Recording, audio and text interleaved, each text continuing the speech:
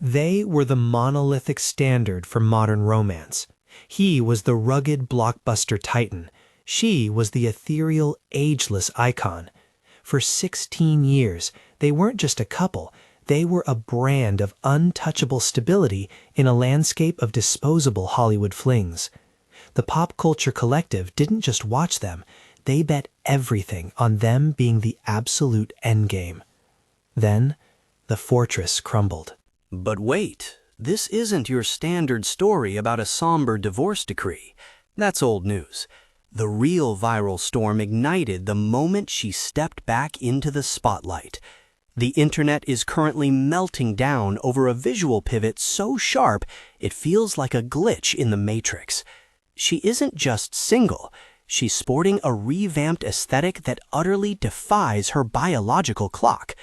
At 56, she is outshining Gen Z influencers, trading her trademark bohemian modesty for what critics are calling high-gloss vengeance. The photos are shocking, the lifestyle shift is jarring, and the world is demanding answers. Before we start, don't forget to press that like button and subscribe to the channel. Let's begin. To understand the seismic shockwave of this split, we have to audit the origin story. This wasn't a standard Hollywood meet-cute engineered by publicists. It was a prophecy. The lore is absolute. An 8-year-old Jason Momoa stared at a fuzzy CRT television, pointed at the screen, and delivered a directive to his mother. "I want that one." It wasn't a childhood crush. It was a tactical manifesto. For the pop culture historians, this was the ultimate validation of the long game. Momoa didn't just date her, he hunted down his destiny with the singular focus of a heat-seeking missile. When they finally aligned, the visual contrast was intoxicating. You had Momoa, pure, unadulterated golden retriever energy, a hulking mass of chaotic joy and loud devotion. Beside him stood the moon goddess.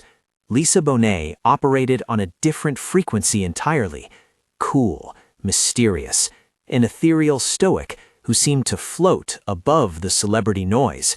He was the crashing wave. She was the immovable shore. This specific chemical imbalance is what established them as the archetypal power couple.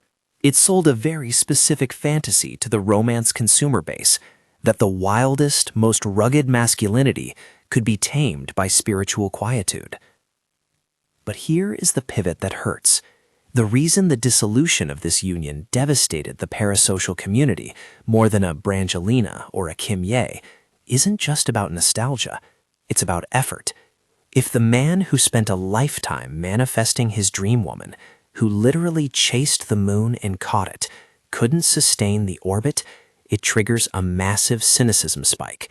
It forces the collective subconscious to ask a terrifying question. If the destiny narrative can fail after maximum effort, is the concept of the one just a marketing scam? The diagnosis isn't a lack of love, it's a fatal error in lifestyle architecture. While the world was intoxicated by their red carpet chemistry, the domestic reality was undergoing a tectonic shift that no amount of manifestation could halt.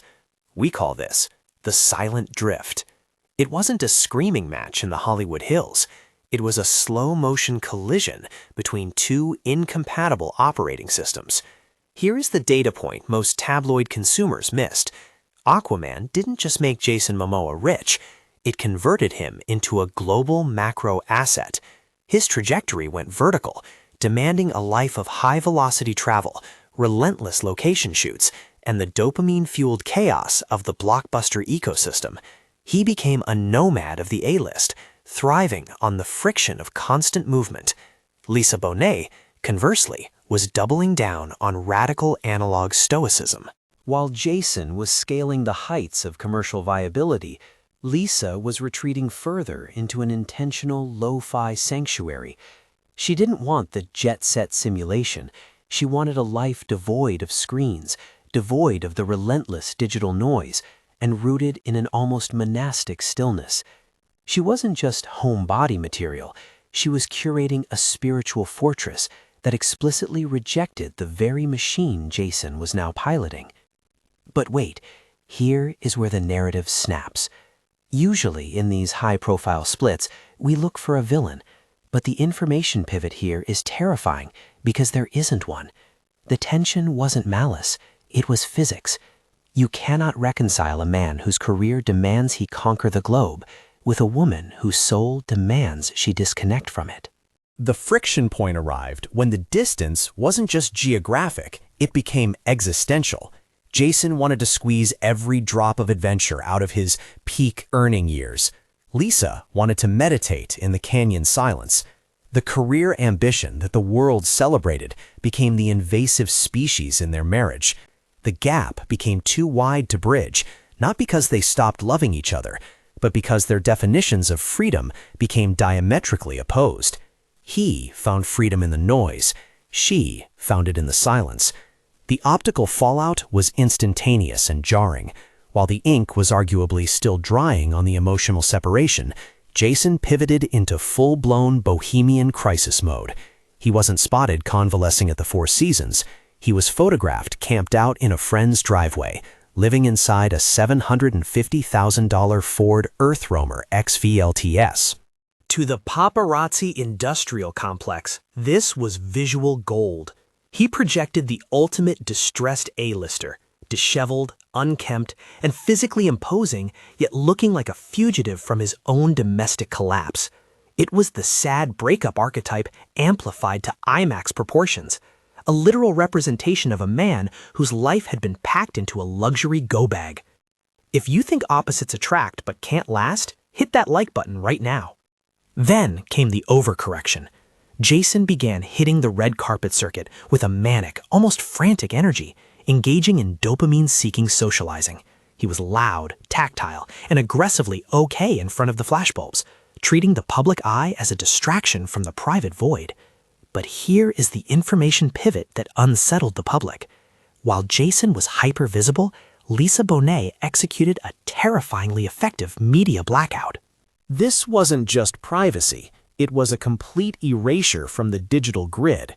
In an era where winning the breakup usually involves strategic thirst traps or cryptic captions to signal resilience, her absolute refusal to participate felt like a signal flare of distress. The silence was deafening. It forced the gossip ecosystem to panic, speculating that while Jason was spiraling outward, Lisa was crumbling inward. To the anxious observer, her lack of signal wasn't peace. It looked like total emotional system failure. But the gossip ecosystem had made a fatal calculation error. They mistook incubation for decomposition. The silence wasn't a funeral. It was a chrysalis. When the visual embargo finally broke, the data coming back from the paparazzi telephoto lenses didn't show a woman ravaged by the divorce industrial complex. It showed a woman who had seemingly engaged in quantum age reversal. Lisa didn't just re-emerge, she materialized looking like she had shed 20 years of cortisol load along with the marriage license. The narrative pivot was violent. The media was primed for disheveled ex-wife, but they got ethereal high priestess. In the photos that began circulating, the heavy, grounding energy of the relationship was gone. In its place was a terrifying lightness. She wasn't wearing the standard-issued tight black revenge dress. That is the weapon of the corporate climber. Lisa's weapon was boho chic revenge energy.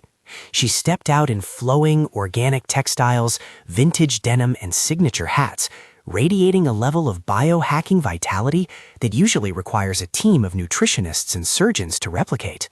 She looked unbothered, hydrated, and disturbingly peaceful.